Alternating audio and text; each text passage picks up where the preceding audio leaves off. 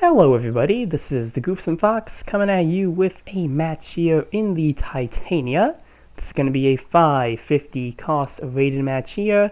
We're going to be on Impact sites, and this is going to be the level 2 version of the Titania that has been released in supply drops recently, as well as a lot of level 2s for other Code Fairy game exclusive units. And yeah, this is a suit that I've really been meaning to make a follow-up to ever since I got it and did my testing video on it, because I believe the Titania, out of all the Code Fairy game exclusive suits, is probably going to be the one that a lot of people are going to be after, especially since it is such a unique suit and also a pretty decent raid at that. At its native cost, it would be a 500, so I can't really say how well it would operate at that cost. But for the most part, I've heard it's been able to play decently well. At 550 though, I'm not really too sure. Really, a lot of my early matches playing this suit, I really did feel like I was struggling to get anything good with it, like just get any good results in general. This match here managed to go fairly well, a lot better than I think I thought it was going to, because I believe after I did this, or before I did this match, I had two other Titania matches that didn't go too well. So this one was just the, third time's worth of charm scenario where everything kind of worked out here. But yeah, I'll go over the basics here. The Titania is a 550 type, 550 cost raid. It does have some pretty decent weapons going for it. For your default weapon, you would have the Gundam 2's bazooka, which has always been a very interesting choice to me because in Code Fairy it does have its own version of the giant bazooka. The same giant bazooka that the regular Dom uses, but it did have its own version with more ammo, I believe. So very weird to see in this game that it is using the Gundam 2 bazooka. You can also swap this out for the beam machine gunner that the Gelgook Jaeger can use, and that's going to be the weapon I'm using for this match here, as I really do like this beam rifle. It's one of my favorite beam rifles in the game, still is, and probably always will be. I pretty much use it on every suit that is able to equip it, so, yeah, pretty good testament to how much I like this weapon here. You do have a pair of double beam sabers, which have a nice spinning downswing. I believe the downswing might be the same as the Ifrit Nox, so it is something you want to watch out for. You will see here at some point that I am going to accidentally hit my Victor J, which hitting a suit is already bad enough, but I really felt really bad hitting my own support and kind of leaving them vulnerable. Luckily, there was no enemies around, so there wasn't really anything to worry about there. So, in the end, it could have been much worse, but, yeah, you do have a pair of head-mounted Vulcans. And the thing you'll notice with this suit is that you do have some similar loadout choices, or just options to the regular Camphor. You have a sawed-off shotgun, which is pretty similar to the regular Xeon shotgun, except this one has 2 rounds instead of 3. So something you want to consider there. One of the most interesting things here about this suit is going to be the arm-mounted Gatling gun that is on the left arm there. And ever since I first saw this in Code Fairy from other videos, it just always felt like an interesting choice because the Gatling feels very reminiscent of the one used by the Alex, which I find this kind of interesting because usually when it comes to the Camphor and the Alex, I feel like they can be treated as rival suits, especially in this game since both of them are native to 450. So I think the game wants to kind of almost imply that to a degree, and yeah, there's me hitting my Victor J there on accident. Gonna say sorry, and they're gonna respond with don't sweat it.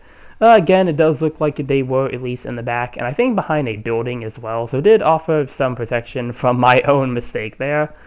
But, yeah, back to the Gatling. Yeah, definitely find it interesting choice there, again, since its similarities to the Alex.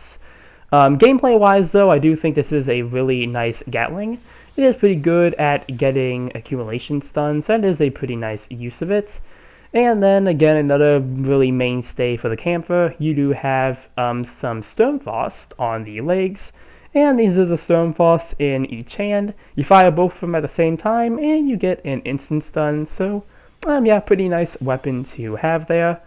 Aside from that, you do have a double dodge roll, I believe, and you also have some nice animations with it. I believe its front dodge is going to be like a typical roll, but its other like side and back are the ones that the Q-Blade uses. So yeah, very cool animations going for this suit here. Really, that's a lot of the things I can say about this. It has a lot of cool animations, especially with the way that the thrusters kind of look like wings. Yeah, so a lot of cool things there visually, but gameplay-wise, again, I'm still pretty mixed on this suit, at least as of the making of this video. I hope I have the same instance I had with the Heavy Gundam Ingrid Zero, where I start having, like, really good matches, like, I start getting used to it, and I can say a lot better things about it, because there are things about this suit I like. Again, the loadout is genuinely pretty good. You have some pretty good options when it comes to what you can use and how you can use them. Definitely having the option to use the beam rifle is nice. I do like raids that have longer range beam rifles. It's part of the reason I really like the Gobble, the Alpha high mobility type, and also the Pale Rider Doulahan as well. If you give it the Hyper Beam Rifle, that also gives it some pretty good range and damage to work with. So really something you can use against supports if you want to try to snipe at them at a distance. Maybe you don't have the opportunity to get a decent closing in, so you can just stay in the back and wait for the perfect opportunity to start moving in, and really use your other weapons like the shotgun or the Sturmfaust to start getting those stuns, moving into an enemy. Probably like Sturmfaust and Shotgun would probably be a good way to achieve that. And right now, trying to finish off this Perfect Gundam.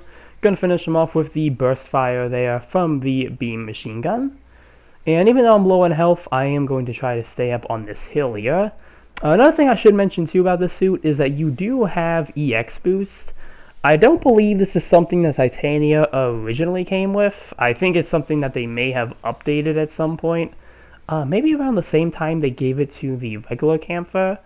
I'm not really sure with the Titania if this is something that it always had, but I don't believe that was the case. Again, I think it was something that was in maybe unit adjustments, so if anyone does have any clarification for that, I would like to hear it in the comments, just to make sure I'm getting that correct, because really that's always part of the issue when it comes to covering the Code Fairy suits.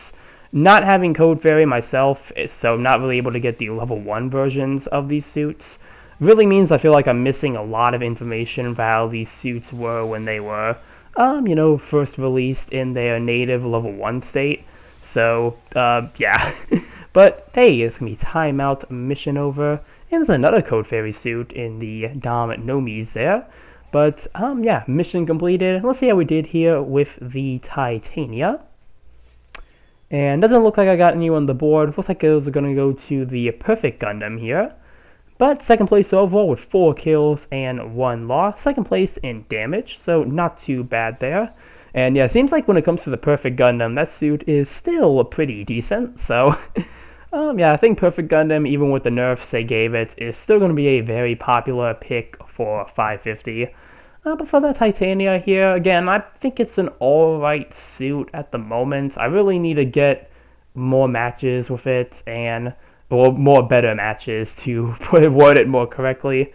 And I guess one more thing I want to mention too is I believe this is the only Code Fairy suit you can use in space. So that is another benefit to having the Titania. But yeah, that's going to be the end of this video here.